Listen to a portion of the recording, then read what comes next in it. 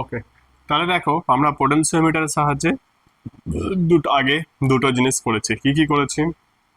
পোটেনশিওমিটারকে কিভাবে আমরা রোধ হিসাবে ইউজ করব, পরিবর্তনশীল রোধ হিসাবে ইউজ করব, সেটা পেয়েছি। আর আজকে নির্ণয় করব যে কোনো একটা কোষের তড়িৎচালক বল কিভাবে নির্ণয় করতে হয়। আর একটা কি করেছি যে তড়িৎচালক বলের উৎস হিসাবে আমরা এর আগে পোটেনশিওমিটারকে কিভাবে ব্যবহার করা যায় সেটা করেছি। এখন তড়িৎচালক বল নির্ণয় করব কিভাবে, সেটা মানে একটা হচ্ছে গিয়ে একটা এক্সট্রা একটা ব্যাটারি, ধরো ব্যাটারি, কোনো একটা ব্যাটারি হতে পারে, তার তড়িৎচালক বল কত সেটা আমরা নির্ণয় করব কিভাবে। তাহলে আগে একটা পোটেনশিওমিটারের পিকচারটাকে আগে আরেকবার দেখে নিই। দেখো এটা হচ্ছে এটা।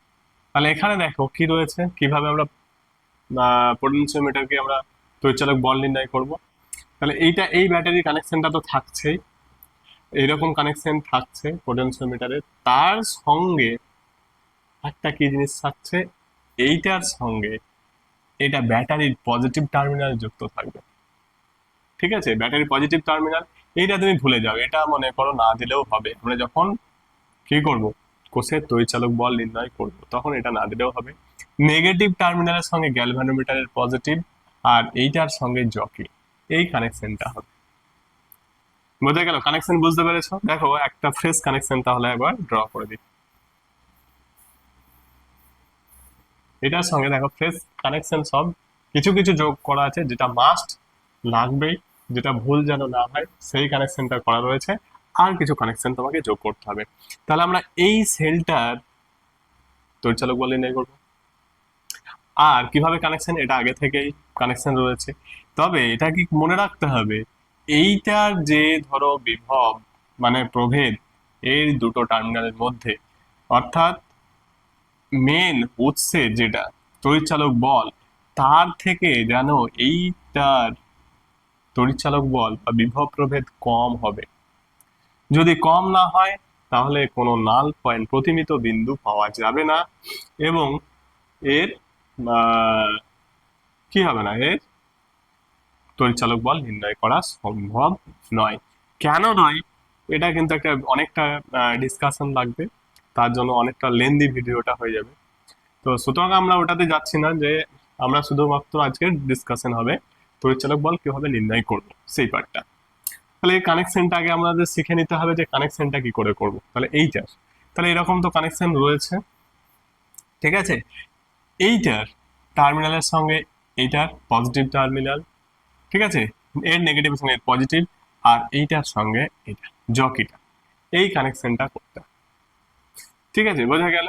তাহলে আমরা যদি আমাদের যে একটা পোটেনশিওমিটার, ওপেন যে পোটেনশিওমিটার ছিল, দেখো এইটা ছিল আমাদের ওপেন পোটেনশিওমিটার, ঠিক আছে, তার মধ্যে এই কানেকশন, এইটা এটা তো কানেকশন আগে থেকেই রয়েছে, ঠিক আছে, এই কানেকশনটা তো আগে থেকেই রয়েছে, তার সঙ্গে আর একটা কানেকশন যার পোটেনশিওমিটার আমরা নির্ণয় করব, সেইটা যোগ হয়ে যাবে।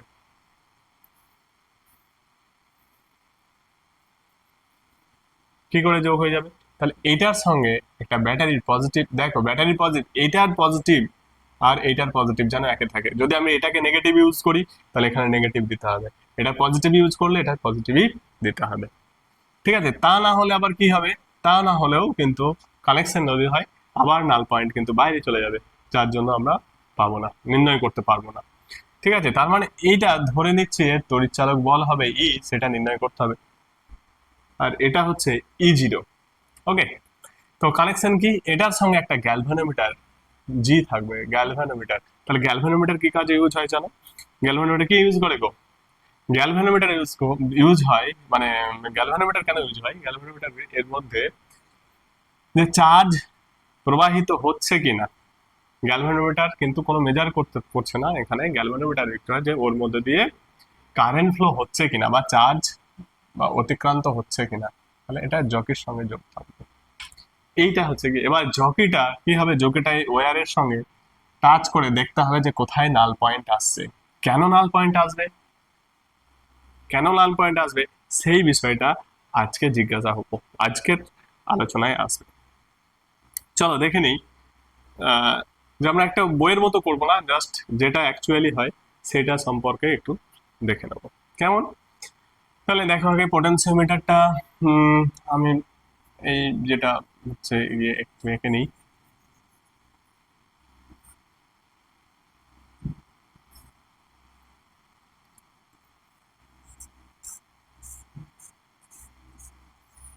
ওকে, তারপর এটার সঙ্গে একটা ব্যাটারি যোগ করতে হবে।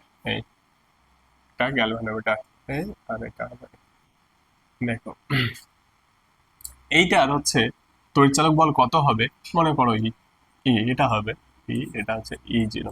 তাহলে আগে আমাকে E0 এটার সঙ্গে রিলেশন আনতে হবে।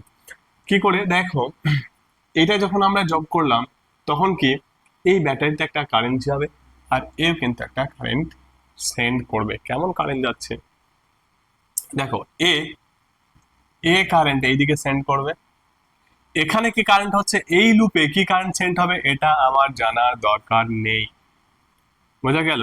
এইটাতে আমি কিন্তু আর গুরুত্ব দেব না, এই পার্টে গুরুত্ব দেব না। এই পার্টটা একটা মাত্র পার্টে ইউজ হবে, তাহলে আমার এই পার্টটা একটা ব্যাটারির মতো ইউজ হচ্ছে, এই অংশটা কি হবে, একটা ব্যাটারির মতো ইউজ হচ্ছে। তাহলে আমি এটাকে ধরে নিতে পারি যে এটা একটা ব্যাটারি। এখন এইটা একটা ব্যাটারির মতো ইউজ হচ্ছে, এইটা হচ্ছে কি এরকম একটা ব্যাটারি, মনে করো, বুঝতে পারছো? আচ্ছা, এটা যদি আমি অল্টারনেট করে দিই তাহলে সুবিধা হবে হয়তো, এটা তো নাহলে কনফিউশন হয়ে যাবে। এটা তো পোটেনশিওমিটার ওয়্যার, এটা। তাহলে এই পরিবর্তে, এর পরিবর্তে মানে এই পার্টটা কি একটা তড়িৎচালক বলের উৎস হিসেবে কাজ করে, আমরা এর আগের ভিডিওতে পড়েছি। আর এখন তাহলে এইটার সার্কিট একটা আর একটা ছোট করে এঁকে নিই। তাহলে মনে করো এইটা ভি, এটা যেটা হচ্ছে এতটার মধ্যে আমি ভি পাবো, আর এইটা মনে করো ই, ঠিক আছে? এখানে গ্যালভানোমিটার আছে, জি গ্যালভানোমিটার এরকম, ধরো ভি। তাহলে ভি এটা একটা সেল, এটাও আর একটা সেল, মানে কোষ, তড়িৎ কোষ। তাহলে কি করবে দেখো, এ এইদিকে কারেন্ট পাঠাতে চাইবে, আবার এও এইদিকে অপোজিট দিকে কারেন্ট পাঠাতে চাইবে, এটা তো ব্যাটারি। তাহলে যদি এর মানে যদি কম হয়, ধরো এই কন্ডিশনটা হয় ই গ্রেটার দ্যান ভি, তাহলে কি হবে, তাহলে এই সেলকে চার্জ করবে, চার্জ করে দেবে, অর্থাৎ এর কততে কিরকম চার্জ করবে, এটা দেখো কিরকম কারেন্ট পাঠাবে, এইদিকে কারেন্ট পাঠাবে, যতটা কারেন্ট পাঠাবে তার থেকে বেশি পাঠিয়ে দেবে। তাহলে আলটিমেটলি যতটা কারেন্ট পাঠাচ্ছে তার থেকে বেশি বাড়িয়ে দেবে আলটিমেটলি, তাহলে কিন্তু কারেন্ট এইদিকে পাঠাবে। যখন এই দিকে পাঠাবে তাহলে গ্যালভানোমিটারের ডিফ্লেকশন, গ্যালভানোমিটারের যে পয়েন্টার রয়েছে সেটা কোন দিকে ডিফ্লেক্ট করবে, এইদিকে ডিফ্লেক্ট করবে, গ্যালভানোমিটার পয়েন্টারটা এইদিকে ডিফ্লেক্ট করবে, ঠিক আছে? তাহলে তখন বোঝা যাচ্ছে যে এই ভিটা কম আছে, মানে এর ব্যাটারি কম আছে। আর যদি এটা বেশি হয়, যদি এইটা বেশি হয়, তাহলে ধরো ভি গ্রেটার দ্যান ই হয়, তখন কি করবে, তাহলে এখান থেকে কারেন্ট কিন্তু এই দিকে যাবে, তাহলে এই দিক থেকে কারেন্ট কিন্তু অ্যাকচুয়ালি এই দিকে আসবে, ঠিক আছে? তাহলে এই দিকে আসলে কি হবে, তাহলে এখানে পয়েন্টারটা কিন্তু এইদিকে রাইটে ডিফ্লেক্ট করে যাবে, কারণ কারেন্ট এইদিকে আসছে, এর মধ্যে দিয়ে যাচ্ছে, রাইটে ডিফ্লেক্ট করে যাবে। আর যখন ইকুয়াল হবে, মানে যখন ধরো এ যতটা কারেন্ট সেন্ড করছে এও ততটা যদি সেন্ড করে দুই দিকে, আর এইটা আর এইটা যদি ইকুয়াল হয়ে যায়, ভি ইকুয়াল টু ই হয়ে যায়, তাহলে গ্যালভানোমিটারের মধ্যে দিয়ে কোনো কারেন্ট যাবে না, গ্যালভানোমিটারের মধ্যে দিয়ে কোনো কারেন্ট যাবে না, তখন কিন্তু নাল পয়েন্টে, মানে গ্যালভানোমিটারের পয়েন্টারের কোনো ডিফ্লেকশনই হবে না। তাহলে সেই জিনিসটা এখানে আমাকে ইউজ করতে হবে, যে এই পয়েন্টারটাকে মুভ করে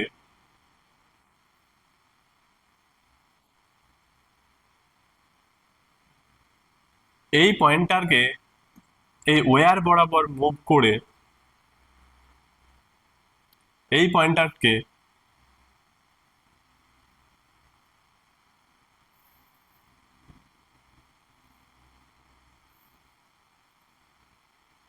তাহলে এই পয়েন্টারকে মুভ করে ওয়্যার বরাবর মুভ করে কখন পোটেনশিয়াল, এইটার পোটেনশিয়াল, তড়িৎচালক বলটা, মানে পোটেনশিয়াল ডিফারেন্সটা এইটার সঙ্গে সমান হবে, তখন এই গ্যালভানোমিটারের পয়েন্টারের বিক্ষেপ হবে না। তাহলে যখনই এটা হয়ে যাবে, তখন এই লেন্থ, এর ইকুইভ্যালেন্ট লেন্থের জন্য যে পোটেনশিয়াল ড্রপ এখান থেকে পাবো, সেইটাই হচ্ছে এই তড়িৎচালক বলের মান। বোঝাতে পারলাম? তাহলে এবার ক্যালকুলেশনটা দেখে নিই কেমন হচ্ছে।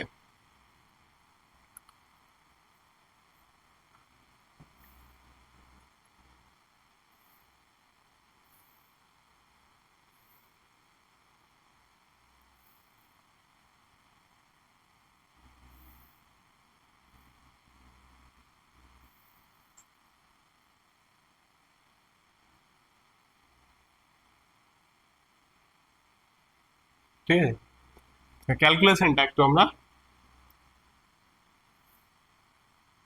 দেখে নিই। তাহলে এ যখন ধরো নাল পয়েন্ট, জিরো, কোনো ডিফ্লেকশন নেই, এ সি কি হয়ে যাবে? তার মানে এর মধ্যে যে potential drop V A C, V A C equal to কি ছিল? তাহলে ভি এ সি, দেখো বর্তনীতে দুটো প্রবাহ কিন্তু সেম হয়ে গেছে, কি এই দিকের প্রবাহ, এই দিকের প্রবাহ আর এই দিকের প্রবাহ, এটা আই ওয়ান আর এই দিকে মনে করো আই টু, দুটোই সেম হয়ে গেছে। এখানে আই ওয়ান ইকুয়াল টু, মানে এটাও তো করতে পারো, এদিকে যে এইদিকে যেটা যাচ্ছে ব্যাটারির জন্য ভি ওয়ান, ব্যাটারির জন্য আই ওয়ান, আর এই দিকের জন্য এইটার জন্য আই টু, তাহলে দুটোই সেম হয়ে যাবে, I one equal to I two, তখন নাল পয়েন্ট পেয়ে যাবো। ওকে, তাহলে আই ওয়ান মানে এটা ভিএসি, এখানে ভি লেখা রয়েছে, V V equal to ভিএসি equal to কি হবে? ভিএসি ইকুয়াল টু হবে, দেখো পুরো বর্তনীটার যতটা রোধ ততটা আই ওয়ান, এই বর্তনীতে পুরোটা, এইটা বাদ দিয়ে, এই সেলটাকে বাদ দিয়ে যত এখানকার পুরোটা রোধ আছে সেইটা, তাহলে I one by I one into R zero, और I1 इक्वल टू और I1 ইন্টু আর জিরো, এটা আর মানে এইটার পুরোটা রেজিস্ট্যান্স ধরা হচ্ছে আর জিরো, তাহলে I1 ইন্টু আর জিরো আর I1 equal to VAC by R zero. Similarly I2, দেখো পুরোটার জন্য যা রোধ, ওয়্যারের জন্য বলো যার জন্য, মানে একদম পুরো ওয়্যারের জন্য, ঠিক আছে, পুরো ওয়্যার, এই পুরো ওয়্যারটা যেটা মানে এখান থেকে এই পয়েন্ট থেকে ধরে এই পুরোটার যে রোধ সেটা হচ্ছে আর জিরো, ঠিক আছে, পুরো সার্কিটের রোধ এখানকার, এটা না, এটা তো দরকার আছে, এখান থেকে পুরোটার জন্য যে রোধটা এইখানটার জন্য পুরো রোধটাই আর zero. I two is equal two, similarly I two is equal two কি হবে? ই বাই, এটাও আর জিরো, দুটোই আর জিরো। ওকে, তাহলে এখানে I one equal to I two, null point যখন আছে I one equal to I two, এইদিকে যতটা সেন্ড করেছে ততটা, তাহলে I one equal to I two means এইটাই ইকুয়াল টু করে দিই, তার মানে হলো ভিএসি ইকুয়াল টু ই, আর ই ইকুয়াল টু ভিএসি, আবার ভিএসি ইকুয়াল টু কত? ভি ইকুয়াল টু, এখানে ই জিরো, এটা লেন্থ, দৈর্ঘ্য, ওয়্যারের দৈর্ঘ্য যদি এল এল হয়, ঠিক আছে, তাহলে এইটার দৈর্ঘ্য হবে, এটা হচ্ছে ই জিরো, এটা ই জিরোটা কি ছিল? যেটা ছিল এই ব্যাটারির তড়িৎচালক বল, যেটা হচ্ছে মেন ব্যাটারি, প্রধান ব্যাটারি যেটা, তার তড়িৎচালক বল, ঠিক আছে। এবার দেখো এল, এল তো এই এলটা যদি জানা থাকে, ই জিরোর মান যদি জানা থাকে, তাহলে এই তড়িৎচালক বলটা মানে এর যে আননোন তড়িৎচালক বল ছিল এর মানটাও জানতে পারবো এই ইকুয়েশন থেকে। বোঝা গেল? তাহলে এই আননোনের কি কি এলটা তো আমি মেজার করছি, পোটেনশিওমিটার দৈর্ঘ্য, পোটেনশিওমিটারের টোটাল ওয়্যারের টোটাল দৈর্ঘ্য, আর ই জিরো মানে হচ্ছে গিয়ে যে আমার ইউজ হচ্ছে নোন একটা তড়িৎচালক বলের, এখানে নোন এটা তড়িৎচালক বলটাকে এখানে ইউজ করতে হবে। ওকে, বোঝা গেছে? ওকে, এবার যদি তোমাদের কোনো জায়গায় কিছু সমস্যা থাকে তাহলে কমেন্টে জানিও, সেই হিসাবে আবার মানে এটার জন্য অন্য একটা ভিডিও দিতে হবে।